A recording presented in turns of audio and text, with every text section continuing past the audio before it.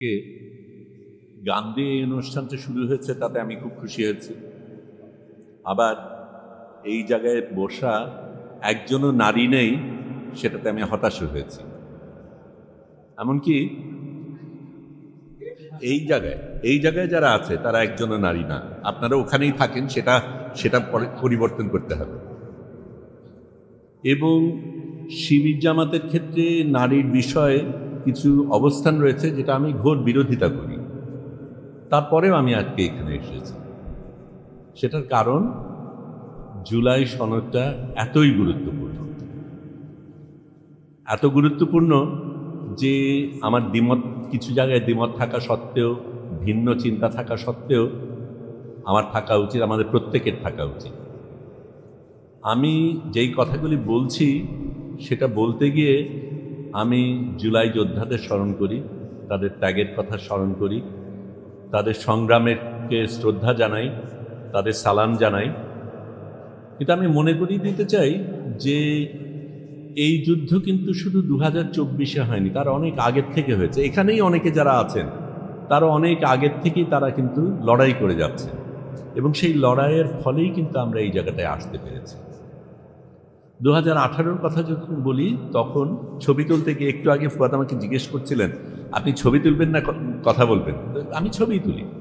এবং ছবি যখন তুলছিলাম, রাজপথে যখন ছিলাম, চারিদিকে যখন টিয়ার গ্যাস ছিল, গোলাগুলি হচ্ছিল, তখন ছাত্রছাত্রীরা একটা প্ল্যাকার্ড হাতে নিয়েছিল যেটা আমাকে ভীষণভাবে স্পর্শ করেছে। এই সরকারের মেরামত চাই, আমরা দেশের মেরামত চাই, রাষ্ট্রের মেরামত চাই। মেরামত জিনিসটা তো অত্যন্ত গুরুত্বপূর্ণ, এবং আমরা একটা দেশ পেয়েছি, এখনও এই দেশে অনেক সমস্যা রয়েছে। এই দেশকে আমাদের কোনো না কোনোভাবে মেরামত করতে হবে, এবং আমি মনে করি এই জুলাই সনদটা সেটাই করতে চায়, দেশকে মেরামত করতে চায়। সেটা অনেক দিনের সংগ্রাম, অনেকগুলি মানুষ সেই জায়গায় শ্রম দিয়েছে, ত্যাগ করেছে, সেই কারণেই আমরা আসছি। কিন্তু মেরামত যখন করতে হয় তখন কিন্তু সবসময় সুন্দরভাবে যায় না। রাস্তাঘাট মেরামতের ক্ষেত্রে তো আমাদের সমস্যা হয়, সেটার ক্ষেত্রে কিছু কিছু মানুষের একটু বেশি সমস্যা হয়। তারপরেও বৃহত্তর স্বার্থে যে জায়গায় আমরা পৌঁছতে চাই সেটার কথা ভেবে আমরা মেরামতটা করি। এখন কিছু কিছু জায়গায় সমস্যা আছে বলে আমি মেরামতটাকে বাদ দিয়ে দেব, এটার কোনো যুক্তি আমি দেখি না। আমি জুলাই সনদ নিয়ে আলাদাভাবে বলতে চাই না, কারণ এখানে যারা বলেছেন খুব সুন্দরভাবে সেগুলি ব্যাখ্যা করেছেন, এবং সেখানে আমার প্রশ্ন করার বা বাড়তি কিছু দেওয়ার তেমন কিছু নেই। কিন্তু আমি এই জিনিসটা অবশ্যই বলতে চাই যে আমরা যেই ধরনের দেশ পেতে চাই, যেই দেশের স্বপ্ন দেখে আমরা এগিয়েছি, যেই দেশের স্বপ্নের কারণে এতগুলি মানুষ রক্ত দিয়েছে, রক্ত স্নাত যেই জুলাই সনদ আমরা সামনে পেয়েছি, সেটাকে আমরা উপেক্ষা করে দেব কিছু কিছু জায়গায় আমাদের দ্বিমত আছে বলে? এটা আমার জন্য যুক্তিসঙ্গত না। দ্বিমত থাকতেই পারে এবং থাকবে, সেটাই হওয়া উচিত। যে কোনো গণতন্ত্রে সেটাই হওয়া উচিত।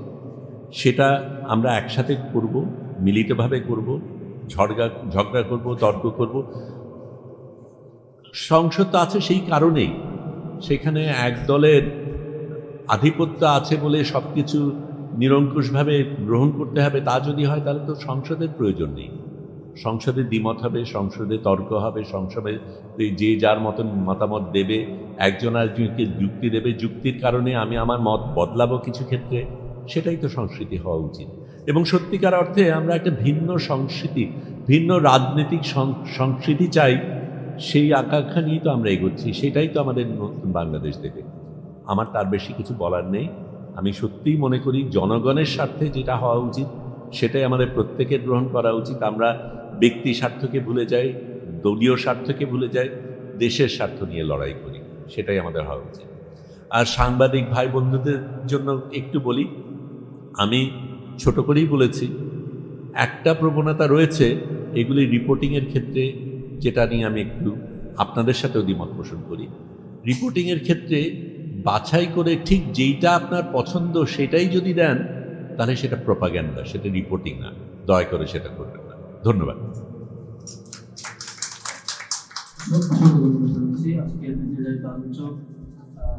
আলোচিত শিল্পী শহীদুল আলমকে আমি কতগুলো ইনভাইট করেছি, যেসব আলোচকগুলোকে প্রায় কনফার্ম করেছিলেন সবাই। তার মধ্যে থেকে আমাদের একজন নারী আলোচক ছিলেন, সাধারণ পরিবেশের শিক্ষক এবং সুপরিচিত নারী প্রয়াসের আহ্বায়ক যিনি।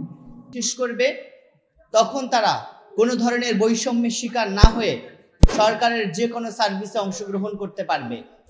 আমাদের প্রত্যাশা ছিল বিশ্ববিদ্যালয়ের ক্যাম্পাসগুলোতে এমন একটি শিক্ষা বান্ধব পরিবেশ বিরাজ করবে যেখানে ছাত্রলীগ স্টাইলে কোনো শিক্ষক শিক্ষার্থীর উপরে হামলা করা হবে না, যেখানে বিশ্ববিদ্যালয় প্রশাসন কোনো শিক্ষার্থীকে কখনো কোনো দলীয় বিবেচনায় তাকে ট্রিট করবে না। কিন্তু অত্যন্ত পরিতাপের বিষয়, আমরা দেখতে পেয়েছি নির্বাচনের পরে পরে নির্বাচিত সরকার বিগত সময়ে যারা উপাচার্য ছিলেন কোনো প্রকারের নোটিশ ছাড়া, কোনো প্রকারের আইনি তোয়াক্কা ছাড়া তারা এক নির্দেশনার মাধ্যমে যোগ্যতার বাছ বিচার না করে শুধুমাত্র দলীয় ভিত্তিতে তারা বিশ্ববিদ্যালয়গুলোতে উপাচার্য নিয়োগ দিয়েছে। বিশ্ববিদ্যালয়গুলোতে এখন আবার ছাত্রলীগ স্টাইলে শিক্ষকদের উপরে হামলা, শিক্ষার্থীদের উপরে হামলা, সাংবাদিকদের উপরে হামলা তারা আবার পুনরায় শুরু করেছে। আমাদের প্রত্যাশা ছিল জুলাই সনদ বাস্তবায়নের মাধ্যমে আমরা এই সমস্ত অপসংস্কৃতি এবং ফ্যাসিবাদী সরকার কাঠামো থেকে আমরা নিষ্কৃত পাব। কিন্তু অত্যন্ত দুঃখের বিষয়, আমরা দেখতে পাচ্ছি বিএনপি সরকার যখনই ক্ষমতায় এসেছে, মাগুরা 2-এর উপনির্বাচনে তারা নির্বাচনী আচরণবিধির একটি চরম লঙ্ঘন ঘটিয়েছিল। আমরা আবারও দেখতে পাচ্ছি যে গণভোটের মাধ্যমে তারা তাদের সরকার ব্যবস্থাকে বৈধতা দিয়েছিল, সেই গণভোটের বিপক্ষে তারা অবস্থান করেছিল। যে তত্ত্বাবধায়ক সরকারের মাধ্যমে ক্ষমতায় তারা দৃঢ় করেছিল, সেই তত্ত্বাবধায়ক ব্যবস্থার আবার তারা বিপক্ষে অবস্থান করেছে। এই ধরনের দ্বিচারী আচরণে তারা এই ধরনের বারবার জনবিরোধী সিদ্ধান্তের কারণে আমরা শিক্ষার্থী সমাজ আর শঙ্কিত। আমরা মনে করছি বাংলাদেশের যে বিরোধী দল আছে এবং বাংলাদেশের ছাত্র জনতা যদি এই জুলাই সনদ বাস্তবায়ন করতে ব্যর্থ হয়, যদি আবারও সরকার তাদের এই কুটকৌশলে সফল হয়ে যায়, তাহলে আবারও আমরা নতুন একটি ফ্যাসিবাদী কাঠামো দেখতে পাবো, যে কাঠামোতে আমরা কখনোই মেনে নেওয়ার পক্ষে না। আমরা মনে করি বাংলাদেশের শিক্ষার্থী সমাজ কখনোই এটা মেনে নেবে না এবং আবারও আমাদের সকল সামর্থ্যের আলোকে আমরা আমাদের জুলাই সনদ বাস্তবায়ন সহ আমাদের যে দাবিগুলো ছিল এগুলো বাস্তবায়নের জন্য আমরা আমাদের সর্বোচ্চ প্রচেষ্টা অব্যাহত রাখবো ইনশাল্লাহ। বাংলাদেশ ইসলামী ছাত্র শিবিরকে আজকে এই সেমিনার আয়োজন করার জন্য ধন্যবাদ জানাচ্ছি এবং সম্মানিত গেস্ট এবং অতিথিবৃন্দ, সম্মানিত সাংবাদিক ভাইদেরকে ধন্যবাদ জানিয়ে আমি আমার বক্তব্য এখানেই শেষ করছি। আসসালামু আলাইকুম রহমতুল্লাহ।